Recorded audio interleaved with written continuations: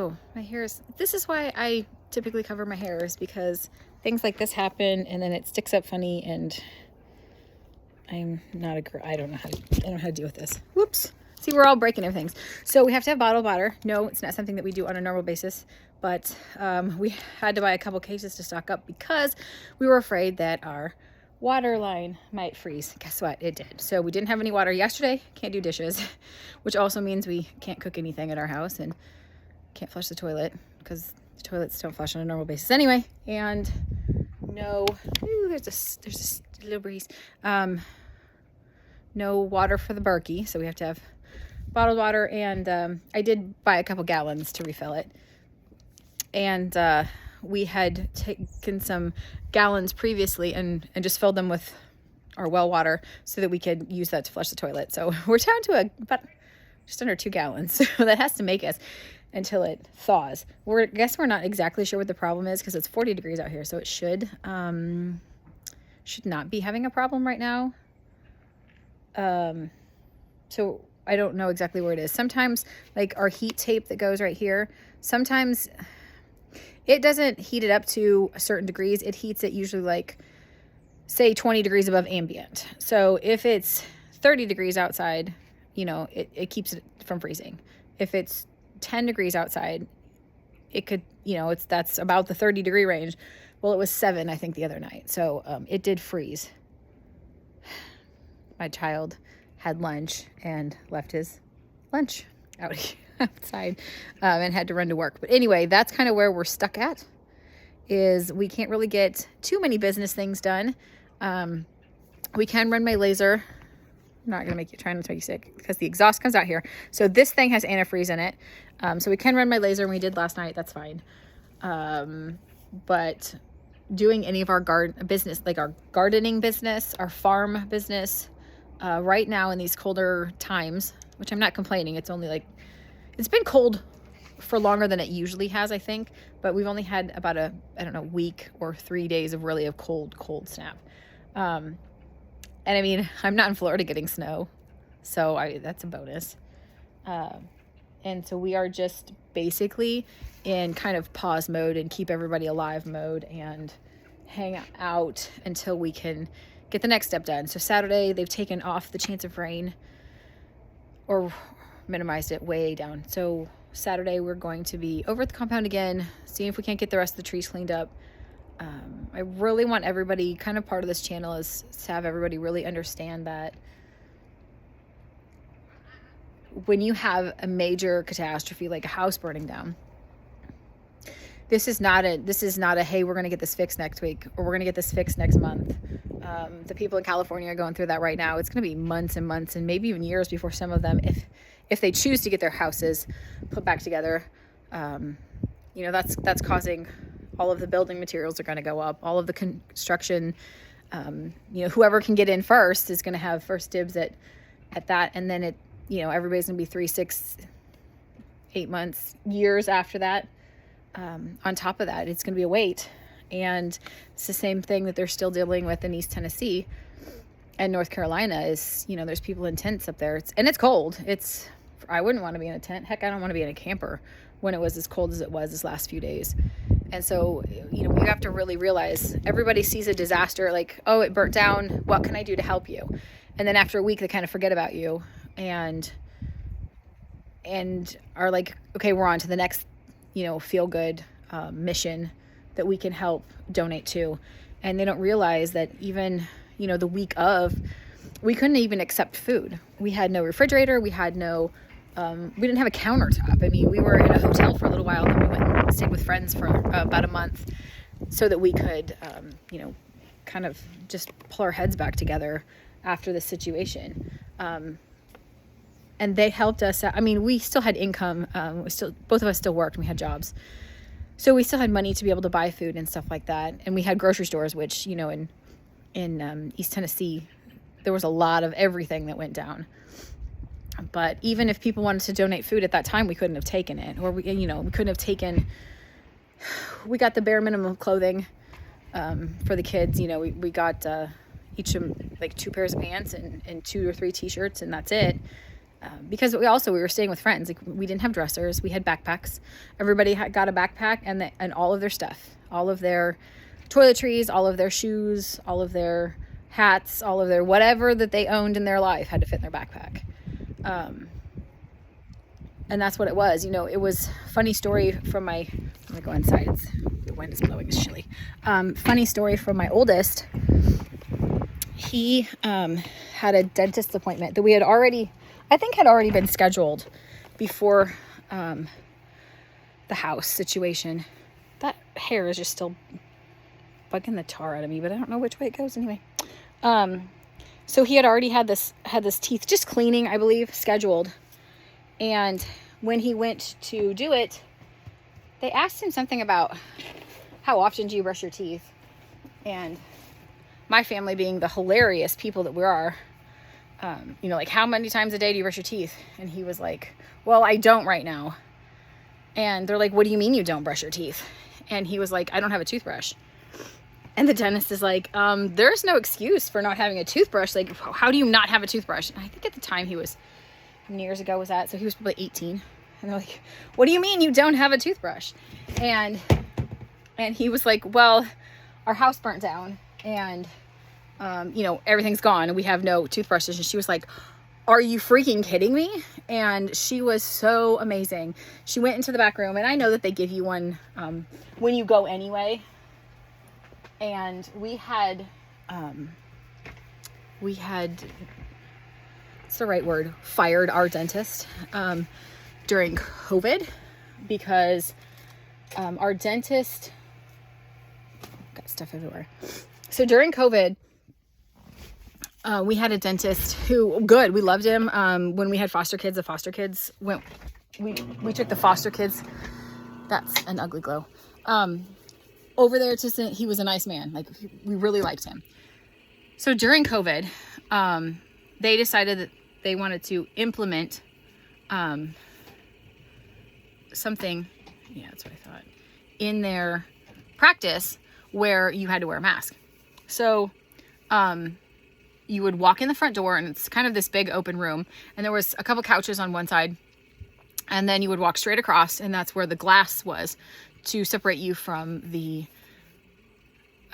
secretary, receptionist. So we go through, and just nobody in there. And we get in, I think I only have maybe just one. It might be two kids. A lot of times I try to schedule two kids at a time so they both get cleanings at the same time. Less trips into town. And so we went and walked in the door, and we walk over to this glass window.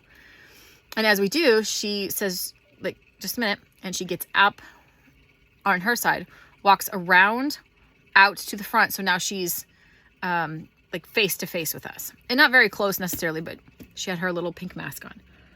And she says to me, here is a chart, and we need to fill it out, and we're going to take your temperature, and you need to put on a mask. And I was like, okay, but there's nobody else in here, and you're wanting me to put on a mask, and then the kids are going to put on masks to walk back to a room where they're going to have their mouth open for like 30 minutes while you're cleaning their teeth. And she's like, yeah, and we're taking temperatures, and you got to fill out this whole questionnaire about if you've been around anybody lately, or if you are, if you have a fever, or if you feel a cough or whatever. And I said, do you see how this doesn't make sense, that you're wanting us to put a mask on when there's nobody else here, and we're literally going to be having our mouths open, breathing on people in about 5 minutes? And she's like, that's our new policy. That's what we're doing. And I said, well, you can take our names off the list. We will not be back. And so we have not gone back to that dentist. We just got a letter in the mail, because I'm sure they send it to all old clients, that it has been purchased by somebody else. But we have another family dentist in town that we love those guys. They are super sweet. My daughter has like an enamel problem on her teeth, where her enamel is just not very thick. And so a lot bothers her teeth. She's had to go in a couple times, and they are really great. They're really great about it. Oh, I've got visitors. Diesel. Diesel. Hey. All you smell is everything. Hi. Hi, sweetie. Diesel is one of our training dogs. He'll be available for adoption soon. He's very sweet. And so Jet's running a training run right now. Anyway, so the new dentist is who we went to, or when my son had gone there, and when he explained that our house had burned down, she was like, how many people do you have in your house? And he's like, there's 6 of us. And so she went and got 6 toothbrushes, 6 sets of toothpaste, 6 sets of floss, and sent it home with him. And I know that, like I said, I know that they do that for everybody anyway, but to do that special for our family when they didn't really know the rest of us, like, I haven't been seen there. I don't think my husband has either. He has now since, but you know what I mean? Just at that time, that was just super sweet. And it shows, it's not only sweet for us to receive something like that, it also goes to show my children how there is kindness in the world. There is goodness in the world. And he got to see, wow, look what somebody did for us. And there's been a lot of those moments. Don't even get me wrong. You know, letting our friends, inviting us, they had a spare bedroom. And so my husband and I slept in the spare bedroom. My 2 boys slept in one of their boys' rooms, and my daughter slept with, you know, in their daughter's room. And for them to disrupt their lives we lived over there for a whole month. To live over there for a whole month was spectacular. And that's not something, you know, it's one of those things that if you're not in the situation of ever having your house burned down, you know, or for any reason needing somebody to, quote, save you, you don't get to see that. You don't always get to see another family offer so much to help somebody else. So we are just kind of still in that, I very much go back and forth between sell everything and go find someplace that's easier, and no, we're getting closer by the day. Let's just keep plugging away at this. And I think if I found another property that was about the same size as the one that we were looking for, that already had all the stuff, and even if it was up by John's where it didn't have the restrictions that we have here in this county, the county restrictions here are stupid. A lot of them just make 0 sense. I've got into a little more of the state restrictions for some things that we're making and cooking, and cooking's not the right word, but making. State restrictions, some of them make 0 sense. I have no idea how they got this pushed through. If you logically think about it, it makes 0 sense. It would so be nice to be able to go to a place, Jack's place down in Texas. There's no building codes. Like, it just doesn't matter. Here, they want to micromanage all of your crap. They want to control everything. And a lot of times there's no point to it, except that they want their extra dollars for it. That, you know, hey, you know, pay me this $200 for a septic system permit or something. Understandable, but there's also composting toilet ways. There's also no reason why it goes by bedrooms, so I can only have 3 bedrooms in this house. It doesn't matter if I have 10 people that live there. I only have 3 bedrooms, so that's okay. It's okay. I mean, I can only have 3 bedrooms, but I can have 10 people that live there. I can have 25 toilets if I want to. That doesn't matter. But the minute I want to put one out in my garage, then they're like, wait, that's different. Like, well, what does it matter? It's all the same humans. Like, there's only 6 of us that live here. So what matters if 5 of the toilets are in the house and 1 of the toilet is outside in the garage? It matters. Why? If I want to put a shed over in the corner where I grow my microgreens in, and I want to make sure that I have a little bathroom over there, so when I'm growing or when I'm lasering or when I'm doing whatever, I want to be able to use the restroom, you can't do it. Or if you do something like that, it takes away from one of the bedrooms in your house. So you can have then only 2 bedrooms in your house. It doesn't make sense. They're trying to figure out a way to regulate crap that doesn't make sense. I can literally have 100 people living in my house, no matter if it's a 2-bedroom or a 10-bedroom. I can have 100 people living there. Either way. They don't care if 100 people live in your house. They only care that you have a certain number of bedrooms. So you can just not put closets in them, and then they're not bedrooms. Make sense? Really? Yeah? Go government.